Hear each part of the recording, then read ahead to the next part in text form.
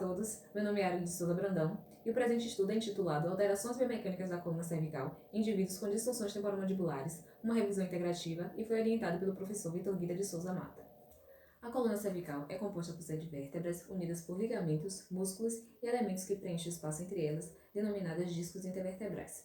Exerce função de sustentação, proteção e movimentação.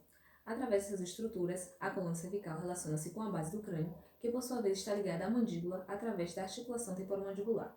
A articulação temporomandibular é um componente do sistema estomatognático, unidade funcional do organismo, que abrange os tecidos da região orofacial. Ela pode ser classificada como articulação sinovial biaxial complexa, composta pelos côndilos convexos da mandíbula, pela fossa mandibular do osso temporal e pela eminência articular. Comumente, essa articulação pode ser acometida por disfunções descritas como disfunções temporomandibulares.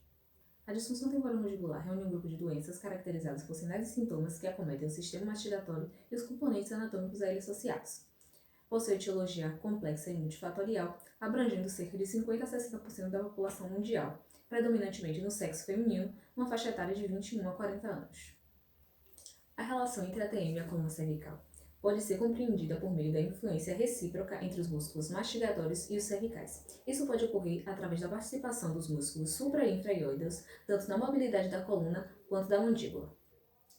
O ritmo de ativação da musculatura cervical durante a movimentação da mandíbula pode afetar a relação comprimento-tensão desses músculos.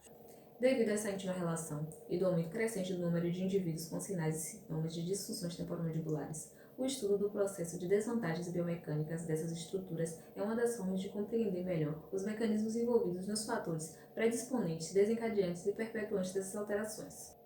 Alguns estudos abordam possíveis teorias de como se dá essa relação, porém o nível de evidência ainda é baixo. Portanto, o objetivo desse estudo é reunir, relatar e descrever estudos existentes da literatura que abordem as repercussões biomecânicas da coluna cervical em indivíduos com disfunções temporomandibulares. Sobre a metodologia, o estudo trata-se de uma revisão integrativa realizada através de levantamento bibliográfico nas bases de dados Lilacs, Pedro, Cielo e Medline PubMed, com os descritores pescoço, cervical, disfunção temporomandibular, TMJ e biomecânica, obtidos através do MESH, sob o operador booleano AND. Além da pesquisa nas bases de dados, foi realizada a busca ativa manual, através das referências contidas em artigos já publicados e pela procura de artigos relacionados aos encontrados nas bases de dados. Foram incluídos ensaios clínicos randomizados e controlados, estudos observacionais descritivos, longitudinais e de corte transversal, realizados em seres humanos de ambos os gêneros, publicados no período de 20 anos, realizados nos idiomas português, inglês e espanhol, que abordavam as alterações biomecânicas da coluna cervical em indivíduos com disfunções temporomandibulares. Foram excluídos trabalhos que tiveram enfoque em tratamentos medicamentosos, lesões traumáticas e cirurgias. Como resultados, de acordo com a metodologia proposta, foram encontrados e analisados artigos nas bases de dados e através da busca ativa manual.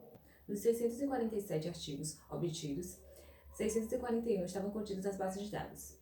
Deste total, foram selecionados 23 após a leitura dos títulos e dos resumos para leitura na íntegra, selecionando os 18 que se enquadraram nos critérios de inclusão propostos. Dos excluídos, 88% foram por não abordar a relação entre cervical e DTM, 9% por conta do desenho de estudo e 3% por outros motivos, como o enfoque do estudo em dor e o uso de toxina botulínica. O período de publicação variou do ano de 2004 a 2017. O número total da amostra foi de 1.770 indivíduos com prevalência para o sexo feminino, em uma idade que variou entre 13 e 72 anos. O RDC-TMD foi o protocolo mais utilizado para o diagnóstico de DTM nos estudos para avaliação da coluna cervical. O método mais utilizado foi a avaliação postural, seguida da avaliação da amplitude de movimento. Quanto aos resultados dos estudos, os achados da coluna cervical foram diminuição da força muscular dos flexores e extensores cervicais, redução da amplitude de movimento e da mobilidade da coluna cervical, aumento da atividade eletromiográfica dos músculos do pescoço, hiperlordose, retificação, inversão do triângulo hioide e diminuição do ângulo crânio-cervical. Como considerações finais, temos que, diante da literatura consultada, foram encontrados estudos que observaram resultados significativos relacionando a presença de sinais e sintomas de DTM com as alterações biomecânicas da coluna cervical. Entretanto, existiram estudos que não constataram essa relação. Observando o panorama bibliográfico, se fazem necessários novos estudos que abordem de forma detalhada a avaliação dessas alterações, mecanismos adaptativos e até mesmo intervenções que possam agregar informações para ampliar o campo de entendimento sobre o assunto.